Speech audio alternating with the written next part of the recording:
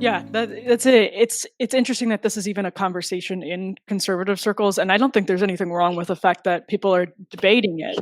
But there is this sort of very Trump era inclination on the right to say, hey, and this, by the way, is something that we're going to bring this full circle in the context of J.D. Vance. This is something, J.D. Vance is one of those voices on the right that has said, we cannot be free market fundamentalists. We have to consider ways to use the government to help people. And that's why I think, to the point that your piece makes, it's incredibly counterproductive, ironic, and flat out stupid that the left shuts J.D. Vance down, because he's exactly someone that they should be finding common ground with in this particular moment.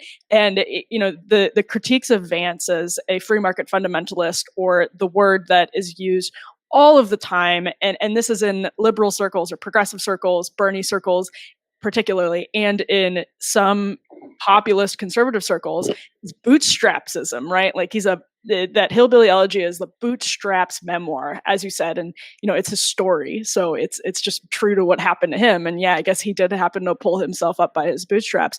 But how should conservatives approach the bootstraps narrative, which I think has the potential and has worked in the past to be actually aspirational? I think it's something actually a lot of Americans respond positively to the extent that it's denigrated by some of these new populist voices. I actually think it's something that average Americans respond really positively to, that it injects hope into the American heart. And not to sound overly sappy, but that's sort of what this country is built on, that we have a system that does allow for these bootstrapped ascents. The left and populist right would counter that it's no longer popular, or it's no longer possible. What do you think about that contention? That it's no longer possible to achieve the American dream, to pull yourself up by your bootstraps in 2020, and the government needs to do something about it? So a lot of it is this myopic focus on the past 30 years, in which, yes, we have been in sort of these quote unquote endless wars, and that has been devastating, but disproportionately for a very localized aspect of the population. We are not seeing it where the middle class was as much hit by the Iraq War as the working class. But communism and the Cold War and the horrors of the Soviet Union and of Yugoslavia have been largely relegated to the past. That's not in most millennials' working memory. The earliest thing most millennials remember is 9/11, and in large part, again, thanks to the Trump administration, we are seeing monumental successes in the Middle East. So it's easy to consider everything a crisis. I mean, just consider the economic narrative in 2019. We were looking at the first real wage growth in over a decade, disproportionately going to the working class, to women, and to minorities. Unemployment that was hovering around a half-century low. And and then on top of that, people forget this, but the majority of Americans do have some stake in the stock market, and stock markets were reaching record highs. Your 401k, that's in the stock market. And I think it became very easy for people to be relegated, and especially, journalism is shaped by the people who join the profession. Journalists are disproportionately people who will know, who are either directly or have friends who are directly impacted by the horrors of the student loan crisis, which again was sort of manufactured. Prior to the Obama administration, most student loans were tethered by the realities of market competition. When Obama essentially allowed student loans to be backed unfettered by the federal government, universities realized they could just jack up prices. A degree is just a way of, because the federal government has essentially banned any form of IQ testing. Any test that shows that there's disparate impact on race, winds up getting banned. And so as a result, your degree is the most significant test that they can use of your intelligence or of your connectivity or of your acumen that is legally allowed. And so when you watch this movie, you think, this is absurd. Why should he be denied a role at this prestigious law firm? Because he doesn't know what fork to use, and because he doesn't know how to have the proper amount of small talk with this arrogant D-bag. And so, but it seems like the response among the vocal members of the liberal wing that are represented by the media. I'm not going to straw man Bernie Sanders supporters. I don't think that most of them even agree with this. But like the vocal, let's call it the Warren base, because I think that's what it is.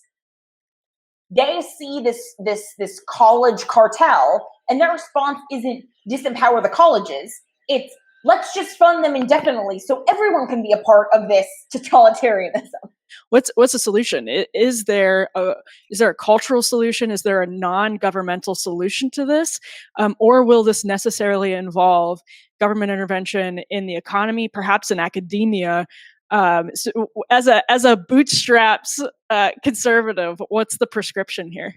So weirdly enough, the pandemic probably expedited the inevitable in the sense that I think, I live in DC. I pay a lot of taxes for things that don't benefit me. And those are law enforcement, which has basically been hampered by the mayor, aiding the homeless, which is something I totally support, but isn't being done, and giving our children a quality education. And I want to pay for all those things. We have seen that the teachers union for now over half a year has put their coffers over these children with zero backing of the science. Even Fauci at this point is finally saying, close the bars, reopen the schools. The schools are not a primary vector of coronavirus transmission. At the same time, for some inexplicable reason, all these college students have now been relegated back to multi-generational homes instead of living in dorms filled with people only in their own generation who are disproportionately not affected by the coronavirus. And I think these parents are saying, oh, we're spending $40,000 a year, or we are letting you put yourself in debt for the next 15 years for you to study Foucault and and gender theory and Ibram X. Kendi. And no offense to Foucault, I like Foucault, but I also read Foucault on my own time. These are not things that you need a professor for.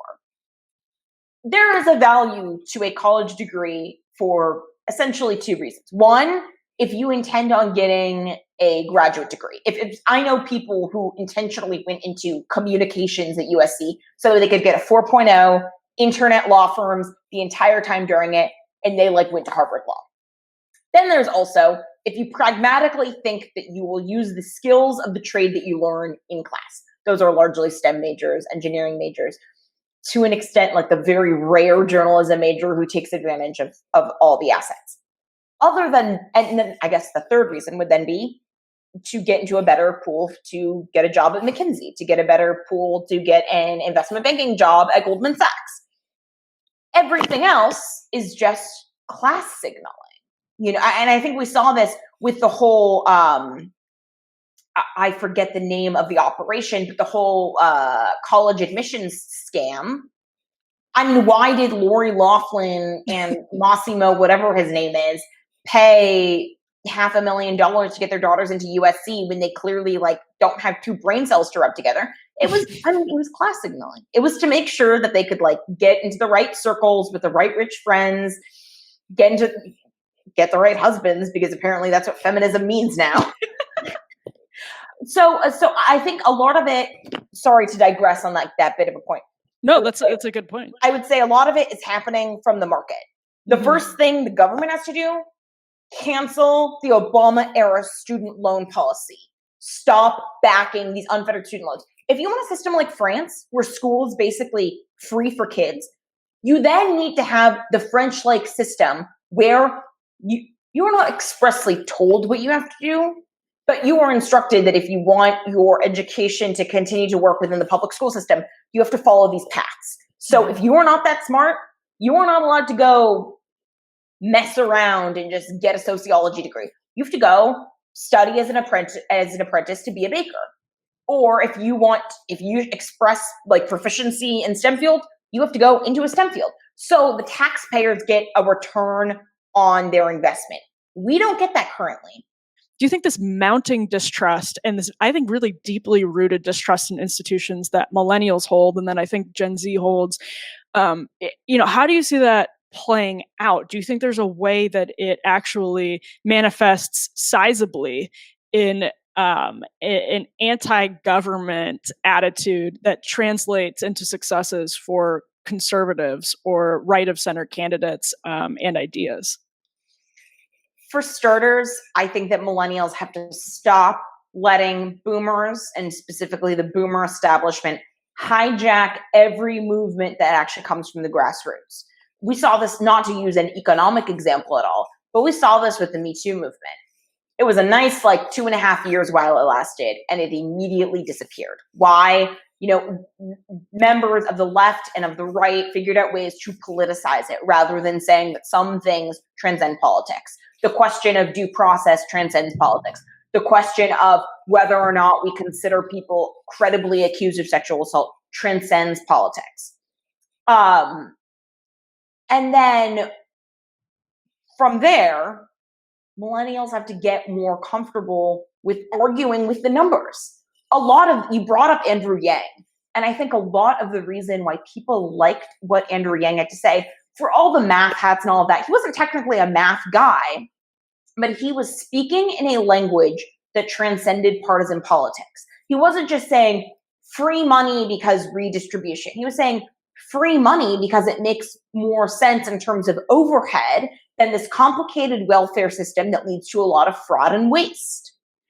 He didn't have perfect plans at all, but it was a telling sign that someone like him could go from being a verified nobody to outlasting how many governors, how many congressmen, how many mayors. He did. He outlasted all of them.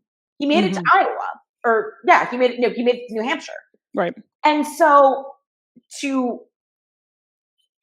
we're going to see a lot of unity in the next 4 years in ways that we hate and ways that we love. Is China one of these issues that is unifying, and does it fit into this larger narrative of mounting disgust with elites?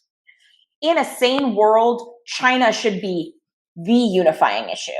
They are as much an existential threat to our global order as the Soviet Union was, if not more so, by the end of the Cold War, based on just their economic power alone. And quite frankly, there is a niche issue for everyone in there. If you look not just in the Uyghur concentration camps in Xinjiang, there is also the feminist issue across mainland China imposed upon Han Chinese women of their child policy. And then in Xinjiang, you have what is the closest thing to the Handmaid's Tale on the planet right now is Xinjiang, where these reports of these Uyghur women, as a part of their ethnic cleansing, which is just genocide, these Uyghur women are raped by Han Chinese members of the Communist Party, so that way they either do not have Uyghur children or they have Han children. It is also the most Islamophobic thing that is happening on the planet. For a media that wants to call every single bad tweet made by some right-wing Republican or whatever Islamophobic, that this isn't A1 news every single day. And that's even ignoring just the operations in the South China Sea, their intentions in terms of corrupting our 5G markets with Huawei worldwide, their intellectual property theft. There is something there China is just a grab bag of grievances for every political ideology, from Noam Chomsky to Tom Cotton. Yeah. And yet, go for it. Go ahead. Oh, no. And yet, there is an elite acceptance of Chinese supremacy. I remember when I was in college, and McKinsey, most kids who want to go to McKinsey, they're recruited their junior year. But sophomores had an option to be recruited by McKinsey if you were a woman, or if you were a minority, or if you were a member of the LGBT community. And I remember seeing some of the most left-wing people I knew, proud, they were a T, and they were a woman, and they were a two, whatever. Pete Buttigieg. And they go to McKinsey, and I'm like, I'm not going to fault you for this as the capitalist, but I am going to say, do you not realize what you are complicit in? Yeah, right. Well, and there's new reporting on what McKinsey is complicit in China itself. Yeah, not only in China, but also, trying to get pharmaceutical companies rebates, or Purdue Pharma in particular, with regards to inflicting the opioid crisis upon our country. And so to, I guess, bring it back full circle, I'm sorry I keep on going on all these. No. To bring it back to Nike, they won all these plaudits for creating, their fitness hijab, and then their slogan when they signed Colin Kaepernick was, what was it? It was sacrifice everything, or no. You sacrifice nothing, even if it costs you everything. Yes, it was something like that. Anyway, some word salad of like vague. But the funny thing about Nike lobbying for this bill to weaken protections for Uyghur Chinese Muslims is that they are sacrificing nothing. That is what virtue signaling does. It provides you a veneer. All you can do is take one flashy pictorial with a hot woman wearing a hijab, or a glossy pictorial of Colin Kaepernick, and just say, defund the police, whatever. And then it means that a lot of the woke elite class will just sort of ignore when you're trying to lobby Congress to make it easier for you to use slave labor. Yeah. For you to enable a genocide. Right. And that's I think, to end on a kind of optimistic note, that's the thing that's driving people like Joe Rogan and Megyn Kelly to have these conversations with heterodox thinkers that bring the left and the right together, is that the media is completely shuts this conversation out. Like, the Colin Kaepernick thing is glaring hypocrisy in one of the world's most powerful countries. And while the media is covering it, and some of this reporting has been great from the New York Times, it's really not a priority or a major focus. Like, PBS Frontline has done some amazing stuff on, the plight of the Uyghurs and China in general, but it's not something like that the hypocrisy is front and center in terms of the conversation, and it really should be, because it's damning and it's an indictment of the elites, and that's why some of these like new media platforms and personalities are growing astronomically right now as we speak, and the conversation has been shut out by the mainstream media and by legacy outlets. Tiana, thank you so much. These are so many excellent points today. Thank you, Emily. I hope this is helpful. Tiana, what's your Twitter handle? Where can people follow you? I am at Tiana the First. Same thing on Twitter, same thing on Instagram. It's all the same. So. All right. Well, give Tiana a follow. She's a commentary writer at the Washington Examiner, a contributor at The First. I'm Emily Jashinsky, culture editor here at The Federalist. We will be back soon with more. Until then, be lovers of freedom and anxious for the fray.